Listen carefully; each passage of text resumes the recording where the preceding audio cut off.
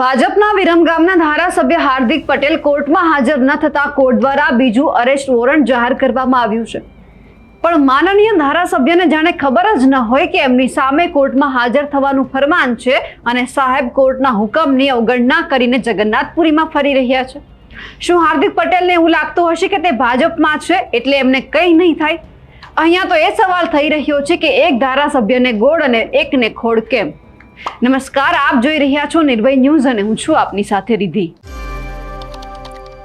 પાટીદાર અનામત આંદોલન સાથે હાર્દિક પટેલ સહિતના પાટીદાર નેતાઓ પાટીદારોને અનામત આપવાની માંગણી અને ખેડૂતોના દેવા માફીની માંગણી સાથે નિકોલમાં પ્રતિક ઉપવાસનું આયોજન કર્યું હતું। વગર પરવાનગી પૂર્વ આયોજિત કાવતરું કરીને રેલી કાઢીને નિકોલના મ્યુનિસિપલ ગ્રાઉન્ડ ખાતે પ્રતિક ઉપવાસનું આયોજન કરવામાં આવ્યું અને આ રેલીને અટકાવવામાં આવતા તેઓ ઉશ્કેરાયા હતા।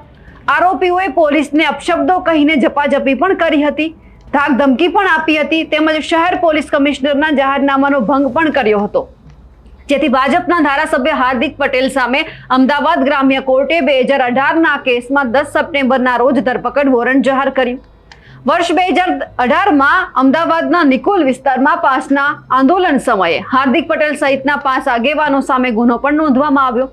એ કેસની કોર્ટ મુદતોમાં હાર્દિક પટેલ વારંવાર ગેરહાજર રહેતા કોર્ટે ધરપકડ વોરંટ પણ ઇસ્યુ કર્યું।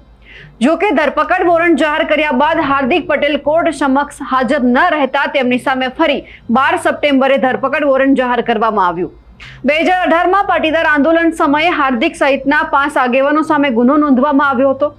વર્ષ 2018માં પાટીદાર અનામત આંદોલન સમયે નિકોલ પોલીસ મથકે પાટીદાર નેતા અને વર્તમાન વિરમગામના ધારાસભ્ય હાર્દિક પટેલ સહિતના આરોપીઓ સામે આઈપીસીની કલમ 143, 147, 149, 353, 188, 186, 120, 294, 34 અને 506 મુજબ ગુનો નોંધવામાં આવ્યો। તે સંદર્ભનો કેસ અમદાવાદ ગ્રામ્ય કોર્ટમાં દાખલ થયો, પણ હાર્દિક સાહેબને આ બધાથી કંઈ ફરક નથી પડતો। એમને તો એવું લાગે છે કે ભાજપના ધારાસભ્ય છે તો એમને કંઈ નહીં થાય। કોર્ટ તો હાજર થવાનો હુકમ કર્યા કરે અને સાહેબ અત્યારે મોજથી જગન્નાથપુરીમાં ફરી રહ્યા છે। પણ સવાલ એ છે કે હાર્દિક પટેલ સામે 2 વખત ધરપકડ વોરંટ જાહેર કરવામાં આવ્યું છે, છતાં એ બિંદાસ બહાર ફરી રહ્યા છે। અને બીજી બાજુ ગ્લાસકાંડમાં દેડિયાપાડાના ધારાસભ્યએ જામીન માટે અરજી કરી, એમાં મુદત ઉપર મુદત પડતી જાય છે, છતાં ચૈતર વસાવાને જામીન સુદ્ધા નથી મળી રહ્યા। અને બીજી તરફ ધરપકડ વોરંટ જાહેર થયા છતાં મંદિરોમાં દર્શન કરવા પહોંચી રહ્યા છે હાર્દિક પટેલ। તમામ લોકો અત્યારે ક્યાંક એ સવાલ પૂછી રહ્યા છે કે સવાલ ખાલી અહીંયા એટલો થઈ રહ્યો છે કે જો તમે ભાજપના ધારાસભ્ય હશો તો તમને કંઈ તકલીફ નહીં પડે અને તમારા ઉપર ભલે ને રાજદ્રોહનો ગુનો પણ કેમ ન હોય, પણ જો તમે બીજા પક્ષના ધારાસભ્ય કે સામાન્ય માણસ હોય તો તમારે જેલમાં પણ જવું પડશે અને તકલીફ પણ વેઠવી પડશે અને તમારા ઉપર ગમે તેવા ગુના પણ લાગુ પડી જશે। ખેર, આજ તો રાજકારણ છે, પણ આપણે હાર્દિક પટેલને સાંભળીએ કે તેઓ અત્યારે જે જગ્યા પર છે તેને લઈ તેઓ શું કહી રહ્યા છે। रथ यात्रा के बाद आज पहली बार हमारे गुजरात के कई प्रमुख साथियों के साथ महाप्रभु जी के दर्शन किए हैं और हमारी विधानसभा से कम 750 लोग यहाँ पर श्रीमद् भागवत कथा के रसपान के लिए आए हैं। तो आज उस कथा का रसपान भी किया है और उसके बाद महाप्रभु जी के दर्शन कर पूरे भारतवर्ष के कल्याण की प्रार्थना की। नेपाल में जो हो रही है घटना घट रही है, दुखद घटना घट रही है, उसके लिए मुझे क्या कहना चाहिए? देखिए, हमारे हिंदुस्तान के पास का राज्य है, देश है, तो स्वाभाविक रूप से हम लोगों को चिंता होती है, क्योंकि कई हिंदुस्तानी लोग खास तौर पर गुजरात के लोग नेपाल गए थे, पशुपतिनाथ के दर्शन के लिए गए थे और तब ऐसी वहाँ घटना होती है तो गुजरातियों के लिए, हिंदुस्तान के जो लोग प्रवासी होते हैं उनके लिए चिंता होती है। लेकिन धीरे धीरे हालात ठीक हो रहे हैं। बदलते हुए पूरी को आपने देखा लगभग 5 साल के बाद, कैसा लग रहा है यशस्वी प्रधानमंत्री के नेतृत्व में जब बदल रहा है और राज्य भी बीजेपी का है?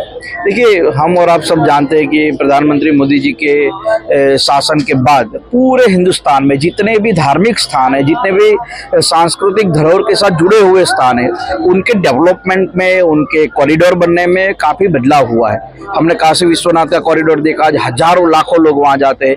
पुरी का हमने जिस तरह से डेवलपमेंट देख रहे हैं, यहाँ भी हजारों लाखों रोज हर दिन आते हैं। सोमनाथ का कॉरिडोर आप देखिए, उसी प्रकार प्रधानमंत्री मोदी जी के नेतृत्व में पूरे हिंदुस्तान की जितनी भी धार्मिक जगह है हमारी, वो आज इतनी डेवलप हो रही है, उससे हमें और आपको सबको खुशी है। कांग्रेस का एक रहा है कि कुछ वोट चोरी के बारे में जो लोग एक अफवाह हम कह सकते हैं जो फैलाए, उसको क्या कहेंगे? देखिए, हर चुनाव में उनके पास कोई मुद्दा होता नहीं है। तो हर चुनाव में ऐसे मुद्दे वो लाते हैं। आप और हम जानते हैं कि बिहार की बात वोट चोरी के माध्यम से कर रहे हैं। देश का चुनाव भी अभी 24 की लोकसभा की, अगर वोट चोरी होती तो 240 पे थोड़ी होते, तो पूरी बहुमत के साथ सरकार बना लेते। तो कांग्रेस के पास कोई मुद्दा नहीं है, इसीलिए लोगों को गुमराह करने के लिए वोट चोरी का बहाना लेके लोगों के बीच जा रहे हैं। और आपने देखा बिहार में जिस तरह से मोदी जी की स्वर्गस्थ माँ के बारे में जिस तरह से गाली गलौज की है तो कांग्रेस और आरजेडी के नेताओं ने, तो ये चुनाव का मुद्दा कहीं ना कहीं भटक रहे हो और व्यक्तिगत आरोप प्रत्यारोप आ रहे हैं।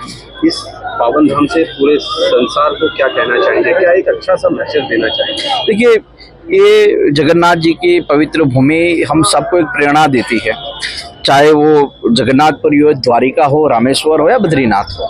ये चारों धामों में से एक है और मैं निश्चित रूप से मानता हूँ कि यहाँ जो दर्शन होते हैं उससे पूरे विश्व का, पूरे भारतवर्ष का कल्याण हो, बस यही प्रार्थना है।